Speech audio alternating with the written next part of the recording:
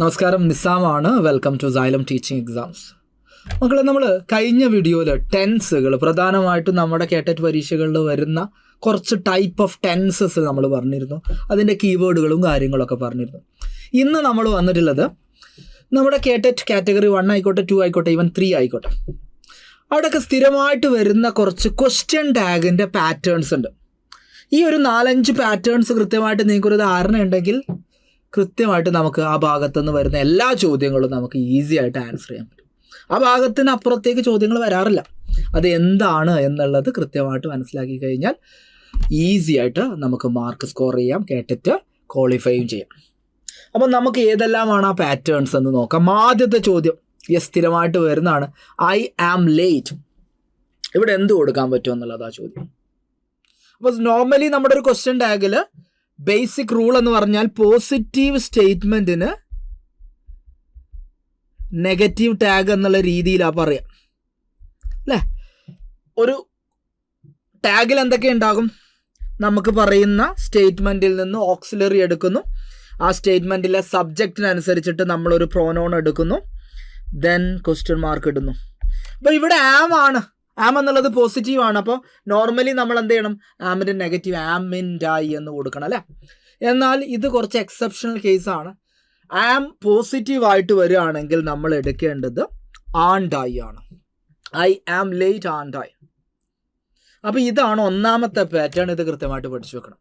ആം പോസിറ്റീവായിട്ട് വരികയാണെങ്കിൽ നമ്മുടെ ആൻസർ എന്ന് പറയുന്നത് ആൻഡ് ഐ ആണ്. ഇനി ഇതേ ഒരു സാധനം ചിലപ്പോൾ ഐ ആം നോട്ട് നെക്സ്റ്റ് എന്ന് പറഞ്ഞിട്ട് വരികയാണ്. ഇവിടെ ഓൾറെഡി എന്താണ്? നെഗറ്റീവാണ് ടാഗ്, നെഗറ്റീവാണ് സ്റ്റേറ്റ്മെൻറ്റ്. അപ്പോൾ സ്റ്റേറ്റ്മെൻറ്റ് നെഗറ്റീവ് ആകുമ്പോൾ പോസിറ്റീവ് ടാഗ് വരണം. ഓപ്ഷൻസ് നോക്കണേ നിങ്ങൾ.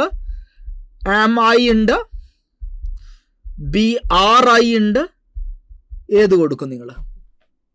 അപ്പോൾ ഈ ചോദ്യം വരും. അപ്പം നേരത്തെ നമ്മൾ ആറിൻ്റായി കൊടുത്തിട്ടുണ്ടെങ്കിൽ ഇവിടെ സ്വാഭാവികമായിട്ടും എന്ത് ചെയ്യണം? ആറായി കൊടുക്കണം. അല്ല, അങ്ങനെയല്ല ഇവിടെ വരേണ്ടത്. ഇവിടെ നമ്മൾ നെഗറ്റീവ് ആകുമ്പോൾ നമ്മൾ ആം ഐ കൊടുക്കും. അപ്പോൾ ആ ഒരു ഡിഫറൻസ് കൃത്യമായിട്ട് നിങ്ങൾ മനസ്സിലാക്കി വെക്കണം. ഇതാണ് ഒന്നാമത്തെ പാറ്റേൺ എന്നുള്ളത്. ഇനി രണ്ടാമത്തെ നമുക്ക് സ്ഥിരമായിട്ട് വരുന്ന മറ്റൊരു ടൈപ്പാണ്, ഓക്സിലറി കൊടുക്കാതെ ചോദ്യങ്ങൾ വരും. Children play football. നേരത്തെ നമ്മൾ ആമിന് പകരം ആറിൻ്റായി കൊടുത്തു. ഓക്സിലറി കണ്ടിട്ടുണ്ടായിരുന്നു, ഇവിടെ ഓക്സിലറി കാണാൻ പറ്റുന്നില്ല, എന്ത് കൊടുക്കാൻ പറ്റും? അങ്ങനെ ഒരു ചോദ്യം വരുമ്പോൾ ഒറ്റ കാര്യം ആലോചിക്കുക. നമുക്ക് തന്നിരിക്കുന്നത് വേർബിൻ്റെ ബേസ് ഫോമാണ്. For example play. അപ്പൊ നമുക്ക് തന്നിരിക്കുന്ന മെയിൻ വേർബ് എന്ന് പറയുന്നത് ബേസ് ഫോമിലാണ്. അതായത് അതിൻ്റെ കൂടെ വേറെ എക്സ്ട്രാ ആയിട്ട് ഒന്നും ആഡ് ചെയ്തിട്ടില്ല. എങ്കിൽ നമ്മൾ എടുക്കേണ്ടതാണ് ഡു എന്ന് പറയുന്ന ഓക്സിലറി. ബേസ് ഫോം ആണെങ്കിൽ നമ്മൾ എടുക്കേണ്ടത് ഡു. ഇനി ബേസ് ഫോം അല്ലാതെ ബേസ് ഫോമിൻ്റെ കൂടെ ഒരു എസ് കൂടെ വരികയാണ്. ഫോർ എക്സാമ്പിൾ പറയുകയാണെങ്കിൽ നമ്മൾ അതിനെ എസ് ഫോം എന്ന് വിളിക്കും. വേർബിൻ്റെ എസ് ഫോം വരികയാണ്. പ്ലേൻ്റെ കൂടെ നമ്മൾ ഒരു എസ് കൂടെ ഇടുന്നു, നമുക്ക് കിട്ടുന്നു പ്ലേസ്. ആ ഒരു സാഹചര്യത്തിൽ നമ്മൾ എടുക്കേണ്ടത് ഏതാ? ഡസ് ആണ് എടുക്കേണ്ടത് ഓക്സിലറി ആയിട്ട്, ഡസ്. ഇനി മൂന്നാമത് ഒരു ഫോം കൂടെ ഉണ്ട്, പാസ്റ്റ് ഫോം. പാസ്റ്റ് ഫോം എന്ന് പറഞ്ഞാൽ നമ്മൾ ഇ കൊടുക്കും, അല്ലേ? പ്ലേഡ് എന്നാക്കും. പ്ലേഡ് എന്ന് വരുമ്പോൾ നമ്മൾ എന്തെടുക്കണം? ഡൂം ഡസ്സും കഴിഞ്ഞാൽ പിന്നെ ആരാ എടുക്കാനുള്ളത്? ഡിഡ് എടുക്കണം. ഈ ഒരു സാധനം നിങ്ങൾ അങ്ങ് പഠിച്ചു വെച്ചോ. ബേസ് ഫോം വരികയാണെങ്കിൽ ഡു എടുക്കണം, എസ് ഫോം ആണെങ്കിൽ ഡസ് എടുക്കണം, പാസ്റ്റ് ഫോം ആണെങ്കിൽ ഡിഡ് എടുക്കണം. ഇത്രയും കാര്യങ്ങൾ അറിഞ്ഞു കഴിഞ്ഞാൽ നമുക്ക് ആ ചോദ്യം ചെയ്യാം. Children play football. പ്ലേ എന്ന് പറയുന്നത് എന്താ? ബേസ് ഫോം ആണ്. അപ്പോൾ നമ്മൾ എടുക്കേണ്ടത് ഡു ആണ്. ഇത് ഓൾറെഡി പോസിറ്റീവ് ആയതുകൊണ്ട് നമ്മുടെ ടാഗ് നെഗറ്റീവ് ആണ്. അപ്പോൾ ഡോണ്ട് ദേ ആണ് നമ്മുടെ ആൻസർ ആയിട്ട് വരുന്നത്. അപ്പോൾ രണ്ടാമത്തെ പാറ്റേൺ എന്ന് പറയുന്നത് ഇതാണ്. ഇതങ്ങ് പഠിച്ചു വെക്കുക. അപ്പോൾ ബേസ് ഫോമിന് ഡു, എസ് ഫോമിന് ഡസ്, പാസ്റ്റ് ഫോമിന് ഡിഡ്. ഇത്രയും കാര്യങ്ങൾ മനസ്സിലാക്കി വെക്കാം. അങ്ങനെയെങ്കിൽ ഈ ചോദ്യത്തിന് നോക്കൂ നിങ്ങൾ. Nobody knows the answer. Nobody knows the answer. ഇവിടെ നോസ് ആണ്, അല്ലേ? അപ്പൊ നോസ് ഡസ് ഫോം ആണ്. അപ്പൊ നമ്മൾ ഡസ് എടുക്കുന്നു. ദെൻ നോബഡിക്ക് നമ്മൾ എടുക്കുന്ന പ്രോനൗൺ എന്ന് പറയുന്നത് ദേ ആണ്.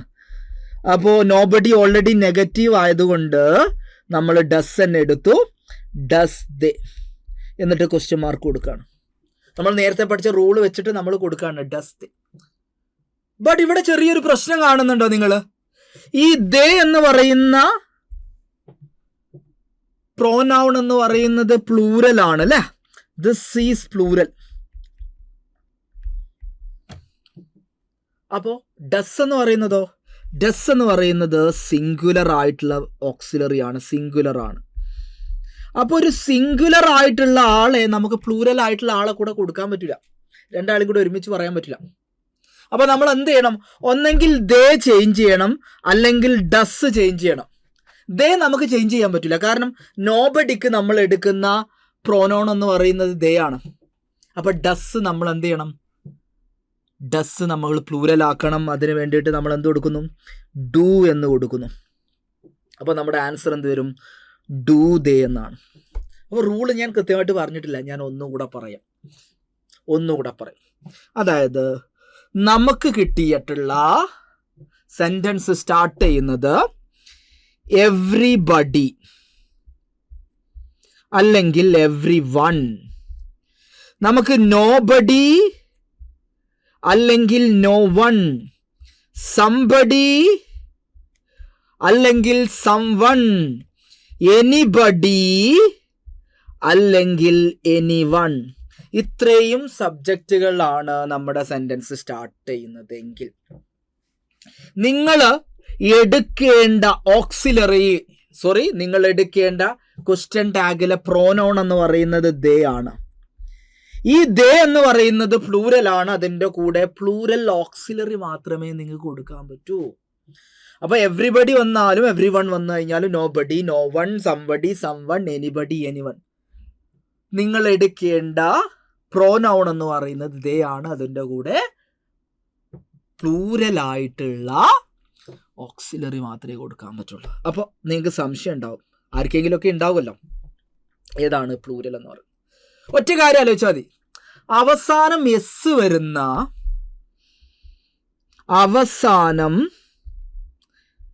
വേർബിന്റെ അവസാനം എസ് വരുന്ന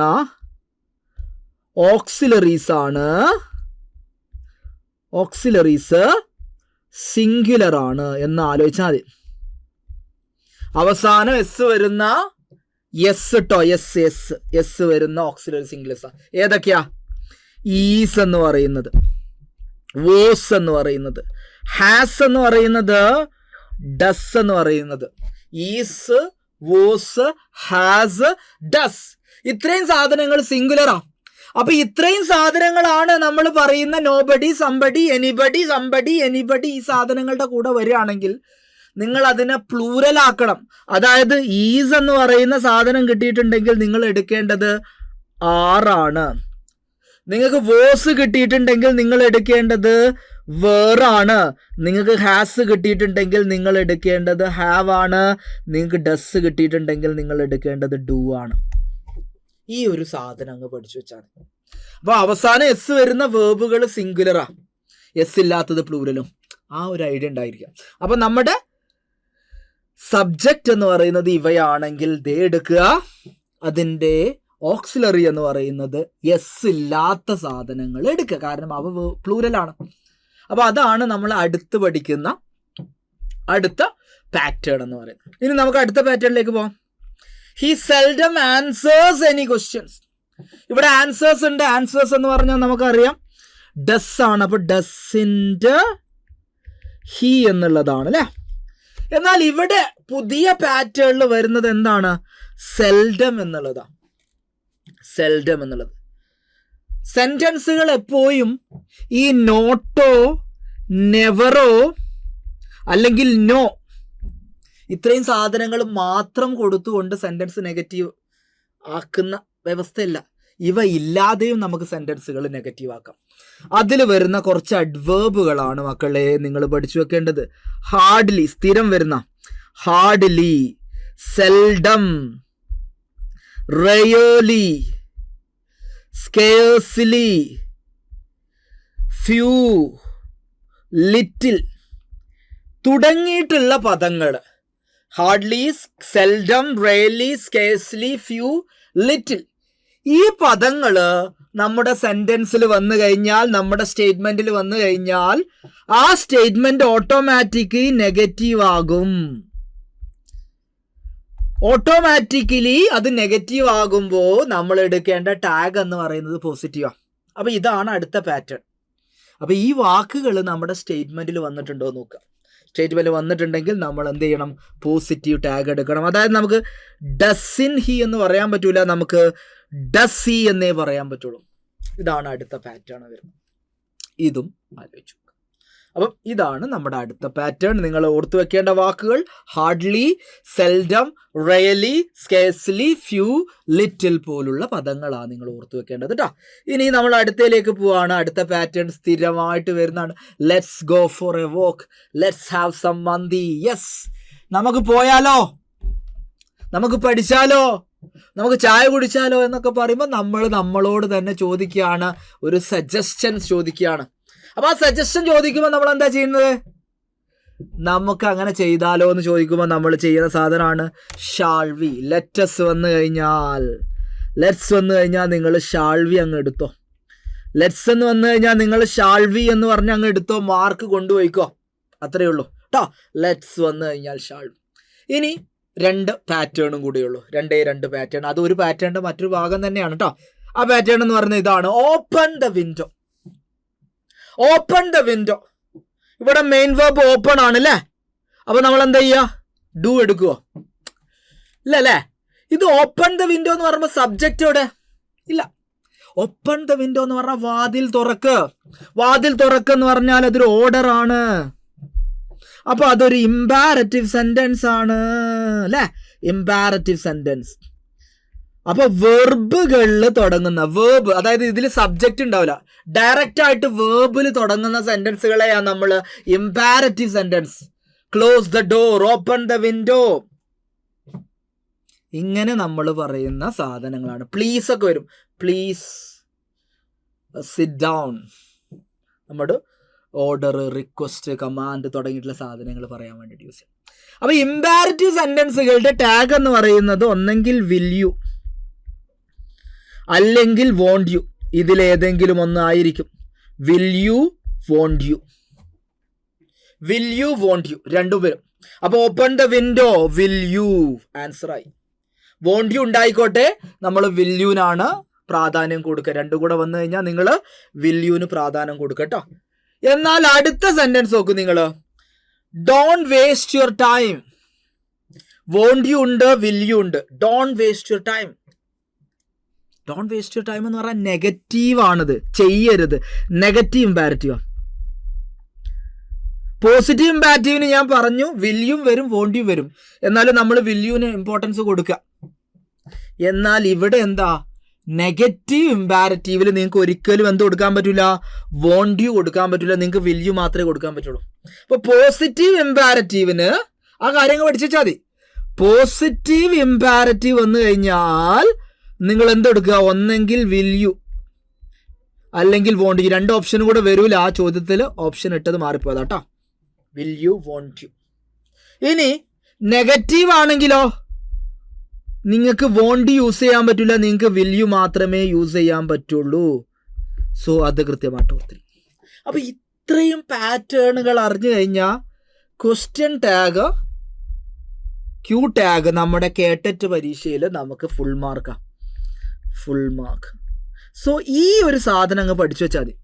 ചില ഏരിയാസിൽ നിന്ന് സ്ഥിരമായിട്ട് വരുന്ന പാറ്റേണുകൾ ഉണ്ടാവും. അപ്പോൾ ആ പാറ്റേണുകൾ അങ്ങ് പഠിച്ചു വെക്കുക. എല്ലാം കൂടെ പഠിച്ചെടുക്കാനുള്ള സമയമൊന്നുമില്ല, നമുക്ക് പരീക്ഷ ആവാനായി അല്ലേ? അപ്പോൾ ഈ ഒരു സാധനം പഠിച്ചു വെക്കുക. ഈ പാറ്റേണിലെ ചോദ്യങ്ങൾ വരുള്ള ആ ചോദ്യങ്ങൾ പഠിച്ചു കഴിഞ്ഞാൽ വളരെ ഈസിയാണ്. അപ്പോൾ നമുക്ക് ഫുൾ മാർക്കായി കിട്ടി അല്ലേ? അപ്പോൾ നമുക്ക് എന്ത് ചെയ്യാം? ഇതേപോലെ അടുത്ത ഒരു ടോപ്പിക് എടുത്തിട്ട് അതിൽ വരുന്ന പ്രധാനപ്പെട്ട ക്വസ്റ്റ്യൻസ് ഏതൊക്കെ നോക്കി വെക്കണം എന്നുള്ളത് നമ്മൾ ഡിസ്കസ് ചെയ്യും.